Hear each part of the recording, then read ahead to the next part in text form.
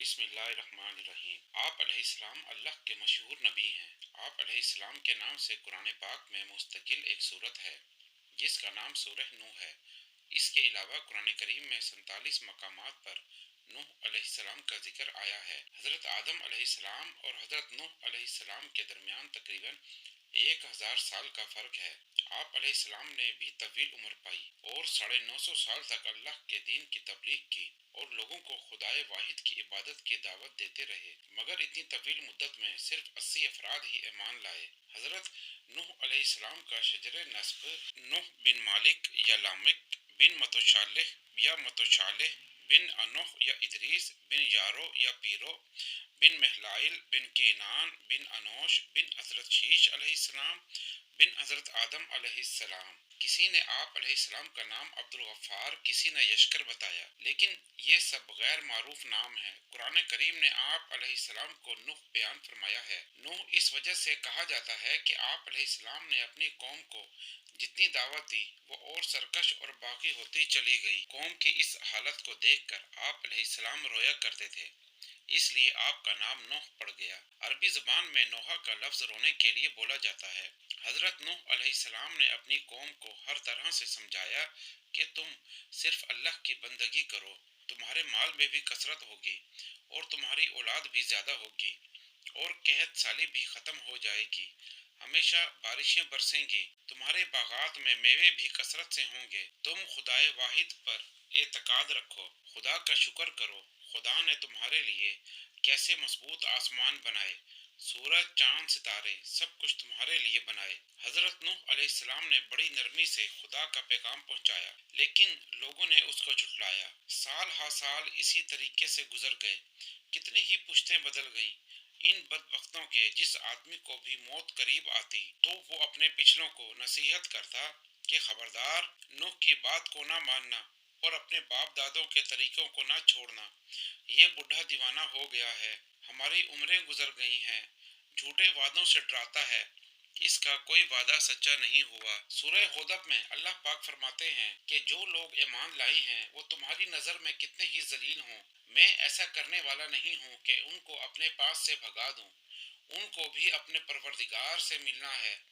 میں تم کو کس طرح سمجھاؤں کہ تم ایک جاہل قوم ہو اور بد بھی۔ میں نہیں کہتا کہ میرے پاس خدا کے خزانے ہیں اور نہ میں غیب جانتا ہوں، اور یہ بھی نہیں کہتا کہ میں فرشتہ ہوں، اور جن لوگوں کو تم حقیر جانتے ہو اور ان کو تمہاری نظریں حقارت سے دیکھتی ہیں، میں ان کو اپنے پاس سے بھگانے والا نہیں ہوں، اور اگر میں ایسا کروں گا تو ظالموں میں سے ہو جاؤں گا۔ قوم نے جواب دیا، نوح تو نے ہمارے ساتھ بڑا جھگڑا کیا ہے، اگر تو سچوں میں سے ہے تو جس عذاب کا تو نے ہمارے ساتھ وعدہ کیا ہے وہ لے آ۔ حضرت نوح علیہ السلام نے جواب دیا کہ عذاب الہی میرے قبضے میں نہیں ہے، وہ تو خدا کے قبضہ میں ہے جس نے مجھے تمہاری طرف رسول بنا کر بھیجا ہے، وہ چاہے تو لے آئے، پھر تم کچھ نہیں کر سکو گے۔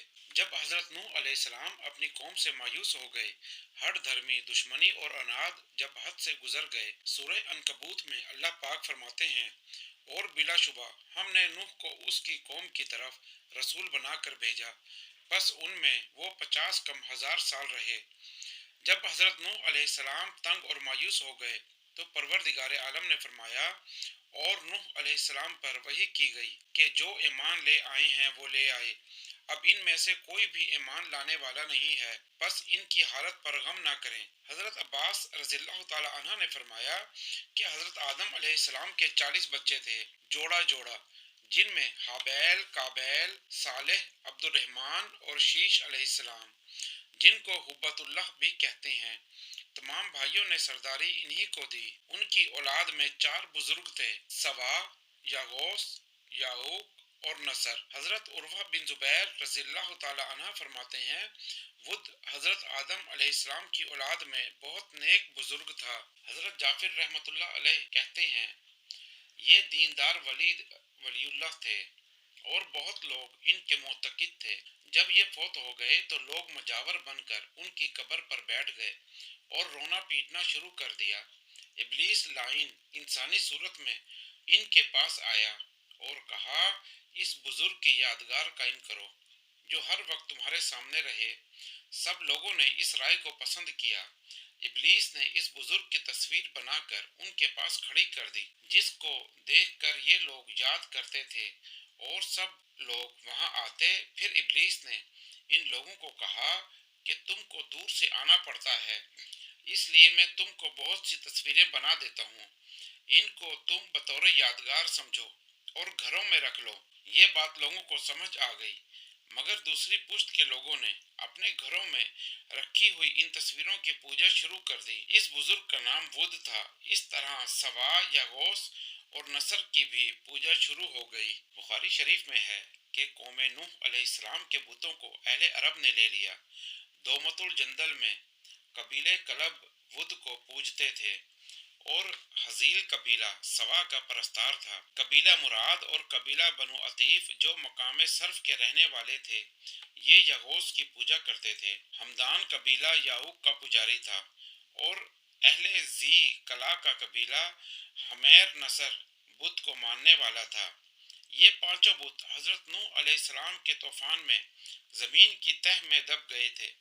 ابلیس مردود نے عرب والوں کو ان کا نشان بتایا، پھر عرب کے نادانوں نے ان کو زمین سے نکالا، پھر ان کی پوجا پاٹ شروع کی۔ اصل میں یہ سب بڑے بزرگ گزرے ہیں۔ ان کے انتقال کے بعد شیطان لعین نے اس زمانے کے لوگوں کے دلوں میں یہ بات ڈالی کہ ان بزرگوں کی عبادت گاہوں میں ان کی یادگار قائم کرنی چاہیے۔ چنانچہ ان لوگوں نے وہاں نشان بنا دیے اور ہر بزرگ کے نام پر مشہوری ہو گئی۔ جب تک یہ لوگ زندہ تھے ان بزرگوں کے مجسموں کی پرستش نہ ہوتی تھی۔ پھر ان لوگوں کے مر جانے اور علم کے اٹھ جانے پر پچھلے لوگوں نے ان مجسموں کی پوجا پاٹ شروع کر دی۔ حضرت نوح علیہ السلام لوگوں کی ہدایت سے نا امید ہو گئے اور پروردگار عالم نے بھی وحی کے ذریعے اطلاع دے دی کہ ان میں سے کوئی ایمان نہیں لائے گا۔ پھر حضرت نوح علیہ السلام نے بھی بددعا کے لیے ہاتھ اٹھائے، جیسا کہ فرمان باری تعالیٰ ہے۔ سورہ نوح میں اللہ پاک فرماتے ہیں، اور کہا نوح علیہ السلام نے،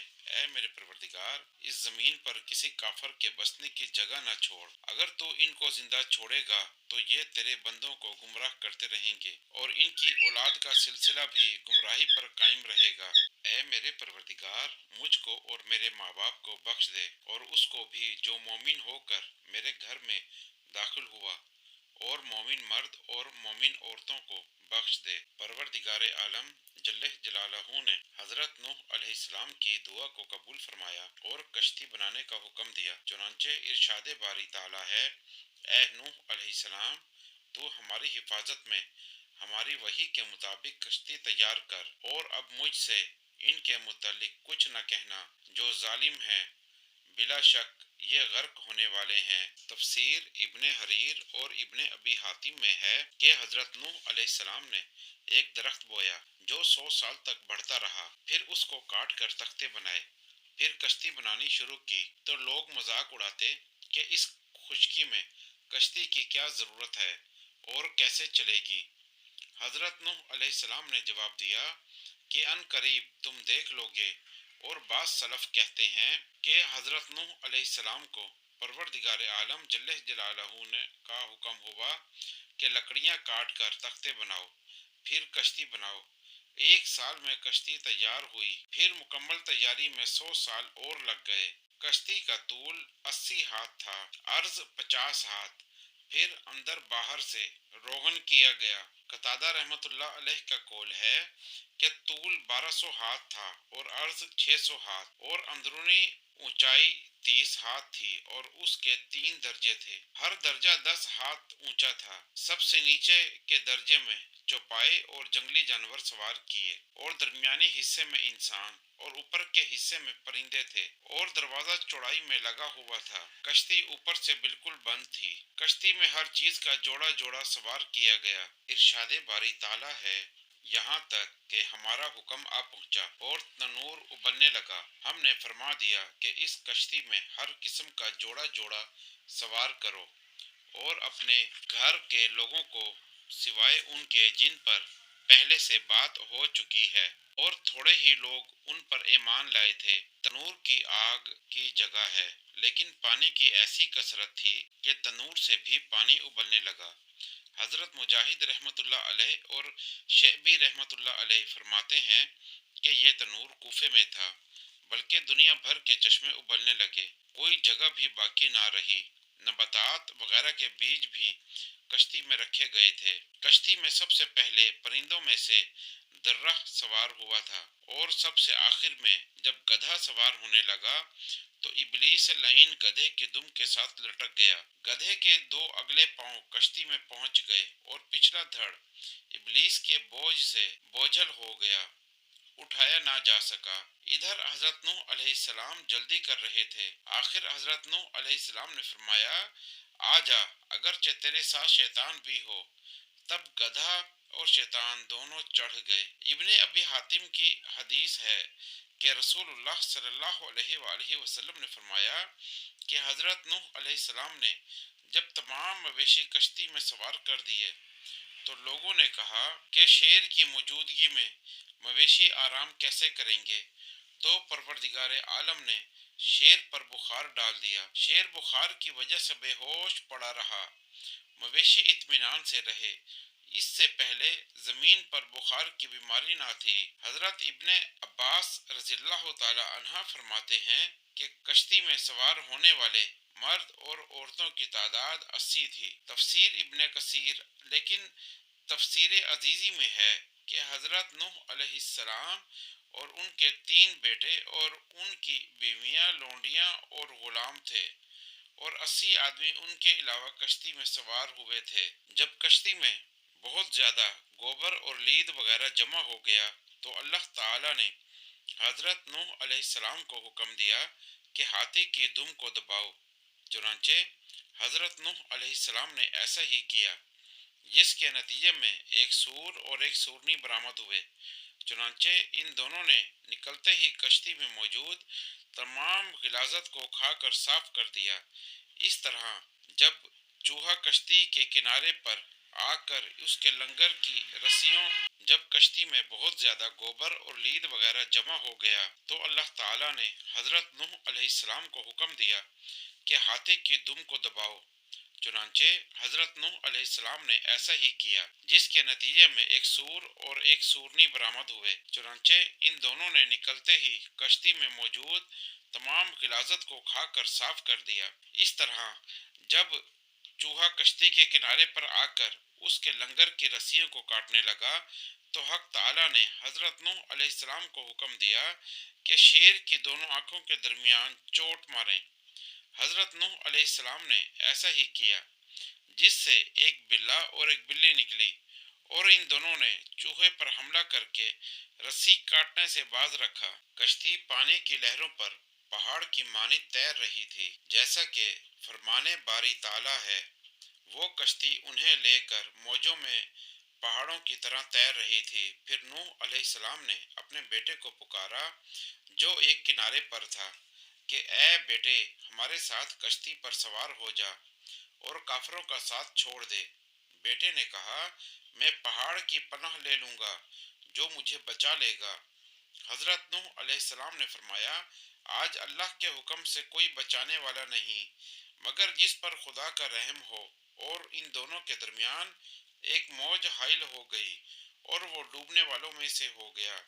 ये बातें हो रही थी कि एक मौज आई और कनान गर्क हो गया।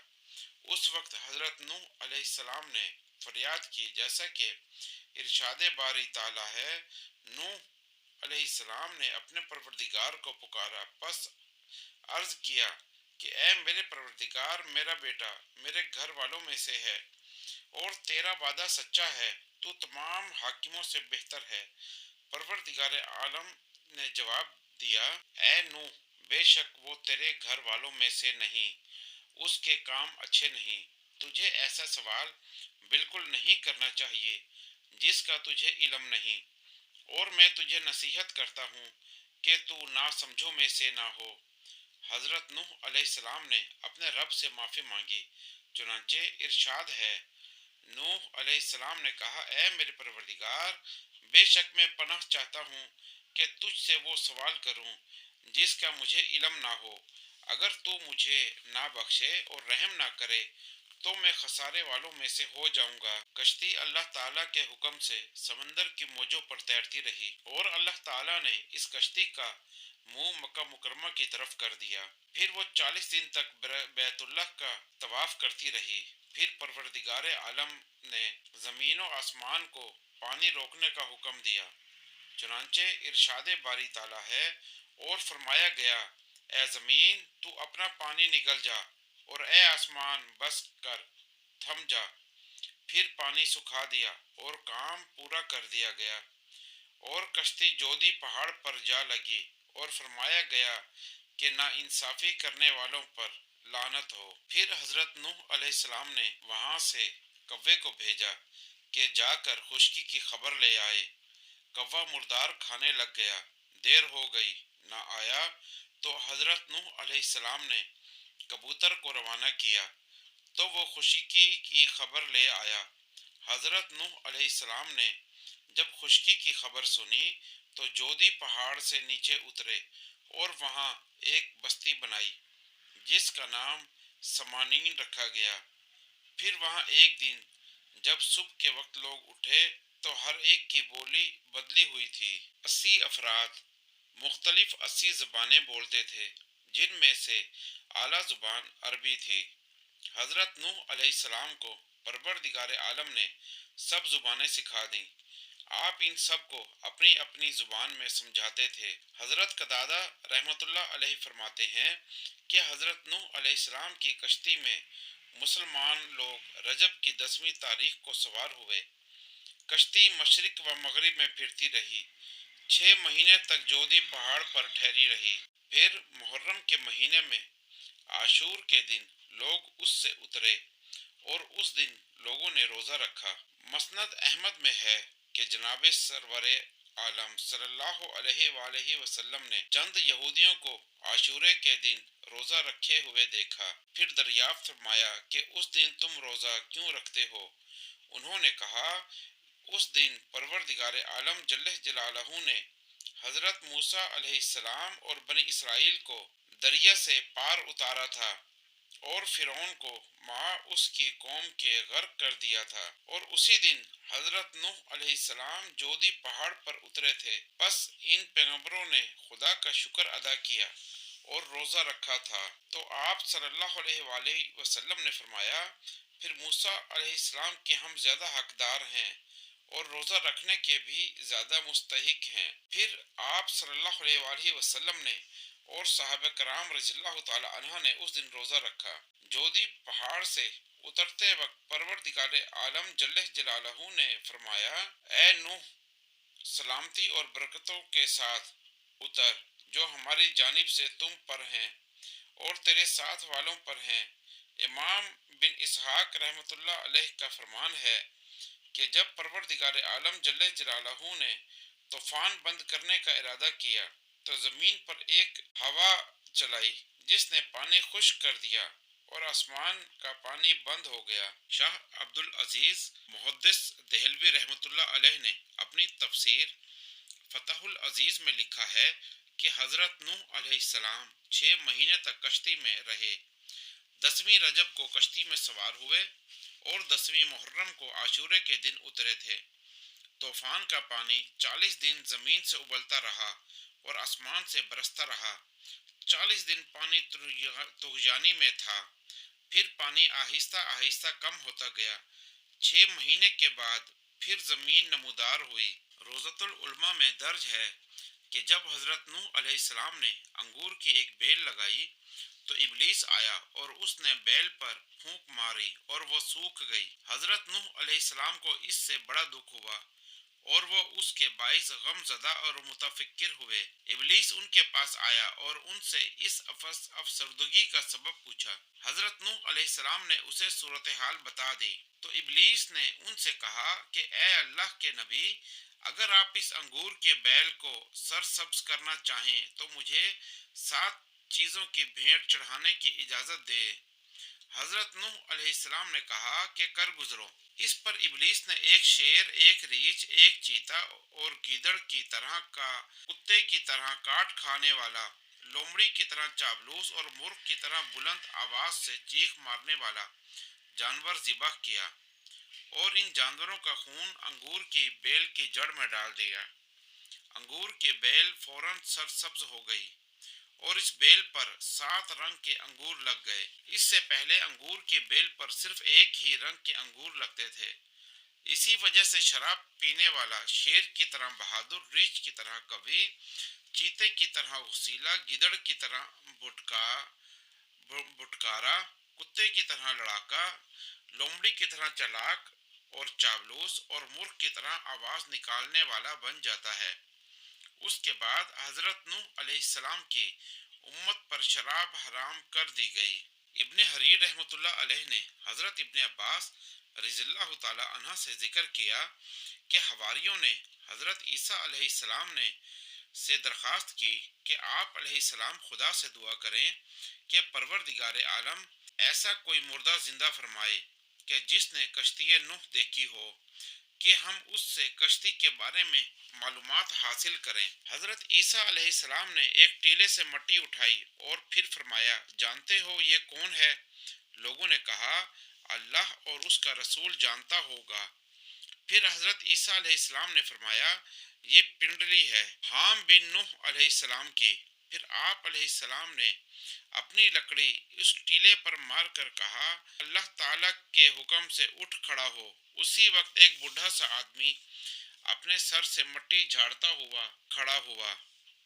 آپ علیہ السلام نے فرمایا، کیا تو بڑھاپے میں مرا تھا؟ اس نے جواب میں کہا، میں جوان مرا تھا، لیکن اب دل میں یہ ڈر پیدا ہو گیا کہ قیامت قائم ہو گئی۔ اس ڈر نے بوڑھا کر دیا۔ آپ علیہ السلام نے فرمایا، تو نے کشتی نوح دیکھی تھی؟ اس نے کہا، ہاں دیکھی تھی۔ فرمایا، اس کے بارے میں بیان کر۔ اس نے کہا، وہ 1200 ہاتھ لمبی اور 600 ہاتھ چوڑی تھی، 3 درجوں کی تھی، ایک میں چوپائے تھے اور دوسرے درجے میں انسان اور تیسرے درجے میں پرندے تھے۔ اور جب جانوروں کا گوبر پھیل گیا تو اللہ تعالیٰ نے حضرت نوح علیہ السلام کو فرمایا کہ ہاتھی کی دم کو ہلاؤ۔ آپ علیہ السلام کے ہلانے سے اس سے نر اور مادہ 2 خنزیر نکل آئے، کشتی کی میل کچیل کھانے لگے۔ بعض روایات میں ہے کہ خنزیر سے چوہے پیدا ہو گئے۔ پھر چوہوں نے کشتی کو کاٹنا شروع کیا تو حکم ہوا کہ شیر کی پیشانی پر انگلی لگاؤ۔ اس سے بلی کا ایک جوڑا پیدا ہو گیا۔ انہوں نے چوہوں کو بھگا دیا۔ پھر حضرت عیسیٰ علیہ السلام نے فرمایا کہ حضرت نوح علیہ السلام کو شہروں کے غرق ہونے کا علم کیسے ہوا؟ کہا، نوح علیہ السلام نے کوے کو بھیجا، شہروں کی خبر کے واسطے وہ لاش پر بیٹھ گیا، دیر تک نہ آیا، اس لیے حضرت نوح علیہ السلام نے کوے کو ہمیشہ ہمیشہ ڈرتے رہنے کی بددعا فرمائی۔ پھر حضرت نوح علیہ السلام نے کبوتر کو بھیجا، وہ اپنی چونچ میں زیتون کے درخت کا پتا لایا اور اپنے پنجوں میں خشک مٹی لایا۔ اس سے معلوم ہوا کہ پانی اب خشک ہو چکا ہے۔ آپ نے کبوتر کی گردن میں حسرہ کا توق ڈال دیا، اس لیے وہ امن کے ساتھ ہے، اور اس کے واسطے انس کی دعا فرمائی، اس لیے وہ گھروں میں رہتا ہے۔ پھر حضرت عیسیٰ علیہ السلام نے فرمایا، اللہ تعالیٰ کے حکم سے جیسا تھا ویسا ہی ہو جا۔ اسی وقت وہ مردہ دوبارہ مٹی ہو گیا۔ حضرت نوح علیہ السلام کی عمر کے بارے میں کئی اقوال ہیں۔ 950 سال تو تبلیغ میں گزرے، اور پوری عمر بعض کے نزدیک 1500 سال ہے، اور کوئی 1400 سال بتاتے ہیں، بعض 1700 سال بتاتے ہیں۔